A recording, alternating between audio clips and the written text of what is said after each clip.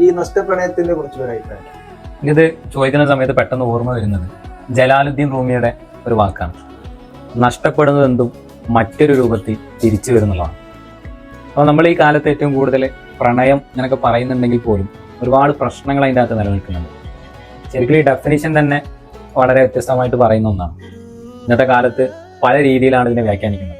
കാരണം നമ്മൾ ഇന്നലെ പറഞ്ഞു വെച്ചതും ജെൻസി കുട്ടികളുടെ പ്രണയവുമായി ബന്ധപ്പെട്ട് ഒന്നിൽ നിന്ന് മറ്റൊന്നിലേക്ക് സ്വിച്ച് ഓൺ ചെയ്യാൻ പെട്ടെന്ന് ആയിക്കൊണ്ടിരിക്കുന്നതാണ്.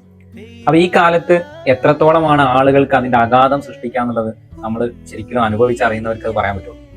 പക്ഷെ എങ്കിൽ പോലും നഷ്ടപ്രണയങ്ങൾ എന്ന് പറയുന്ന സമയത്ത് ഒരാള് അയാളുടെ ഔട്ട്പുട്ട് കംപ്ലീറ്റ് ആയിട്ട് അതിലേക്ക് നൽകി ഇതിലിങ്ങനെ വെയിറ്റ് ചെയ്തിരിക്കുന്ന സമയത്ത് ആ സമയത്തായിരിക്കും മറ്റൊരു ജില്ല തേടി ഇയാൾ പോകുന്നത്. ആ സമയത്ത് ഇയാൾക്ക് ഉണ്ടാകുന്ന ആഘാതം അത് ഭയങ്കര ഡീപ്പായിരിക്കും. എത്രത്തോളം ആളുകളെ എഫക്ട് ചെയ്യുന്നുള്ളത് ഡിപ്പെൻസ് അപ്പോൺ എ പേഴ്സൺ. ഒരാളെ സംബന്ധിച്ച് വ്യത്യസ്തമായിട്ടുള്ള വീക്ഷണങ്ങളായിരിക്കും എന്തായാലും. പക്ഷെ അങ്ങനെയൊക്കെ ആണെങ്കിൽ പോലും റൂമി പറഞ്ഞ വാക്ക് നമ്മൾ ഓർക്കണം.